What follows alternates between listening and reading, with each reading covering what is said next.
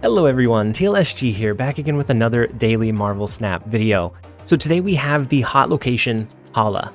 And in Hala, after turn 4, whoever is losing at this location will have their cards destroyed. And so with this hot location, you can still pretty much run whatever deck you were running before and not have too much issue. It's not going to be so polarizing that you just can't play some of your decks.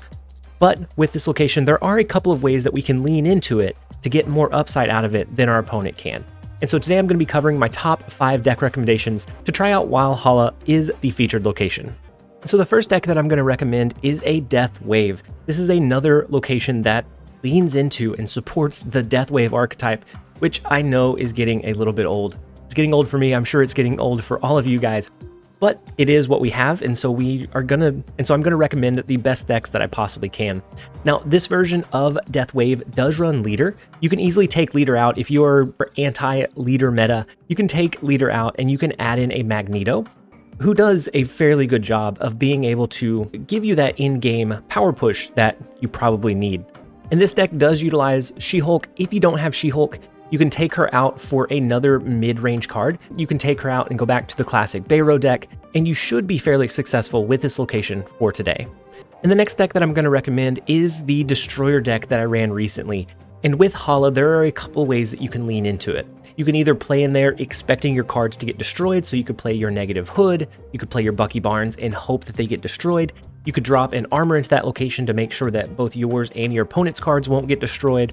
And this build typically leans into the destruction pattern. And so I think this list should serve you well today. If you don't have Sentry, since it is fairly new, you can build this version. It has the same core idea, but it is a little bit more accessible to most players. But this one still leans into the destruction path. It takes out Sentry and Viper, and it adds in Deathlock and Hobgoblin. That way it still has the same benefit, but you can use your Hobgoblin in the third location to either act as a clog tool against any kind of Galactus decks, or if you're just not going to play in that location and you want the Warpath bonus, a Hobgoblin into another lane can give you the advantage in not having to play over there, but still impacting that lane.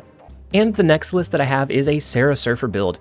So with this list, you can either start stacking your cards into the other locations, and then later on in the game, you could do something like a Brood to push a lot of power into that Hala location after turn 4. Or if it looks like the opponent is avoiding the location as well, you can drop a mid-range card. You could drop your Goose. You could follow that up with a Storm. Instead of them having the last couple of turns to drop their resources there, they're only going to have one more turn, and you could use that to your advantage as well. And just overall, the Sera Surfer build, if you're not finding yourselves up against a lot of leeches, is a very strong deck just in general, and today is going to be no different.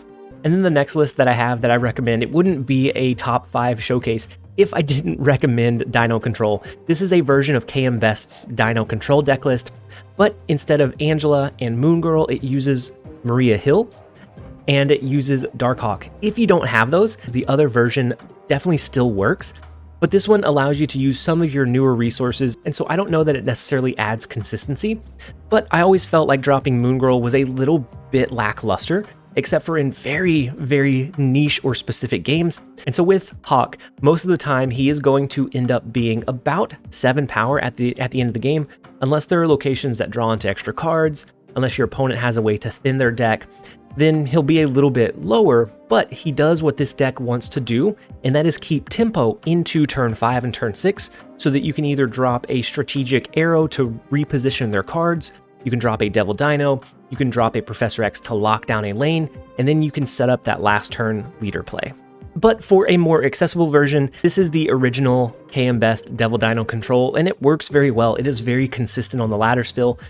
Albeit it does use the leader play, I am sorry, but it is what it is. If you use this deck well, you can consistently climb. It's not going to win every single game, but the majority of matchups, you can position yourself to find your win condition in most matches. And then last, I have a Doom Vision deck.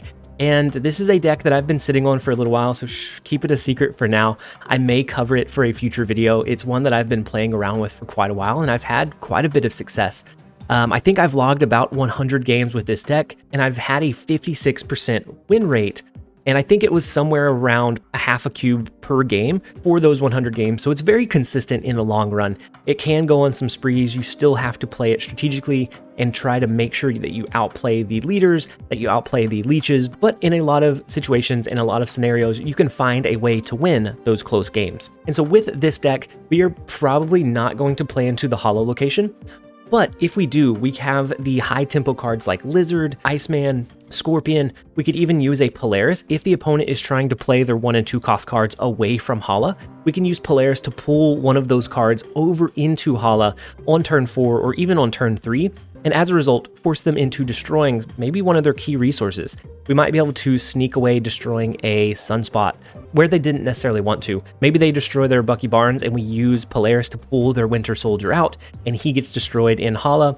We just have a lot of flexibility. And then for the in-game strategy with this list, we have our Vision, which is going to be our primary turn 5 drop, into a Doctor Doom. That is going to allow us to reposition that power, which gives us a good defense against leader plays, and then Doctor Doom is going to spread power across the board. Even if they use a last turn arrow to reposition our cards, we can impact every single lane. And then even if they do leader on that last turn to copy our Doctor Doom, most of the time we can have enough tempo to still find a win.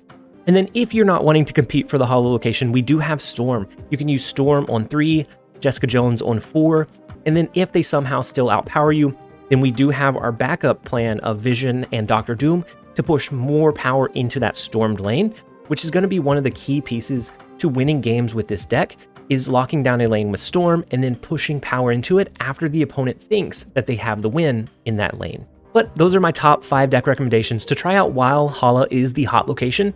If you're seeing something else on the ladder, if any of these work really well or they don't work really well, if you tweak, change, manipulate these decks and it works for you or don't, let me know in the comment section down below. I love hearing how you guys take this information and adapt it for yourself, and it helps me brew better for the next time around. And as always, I hope that you guys enjoyed the video. This has been TLSG.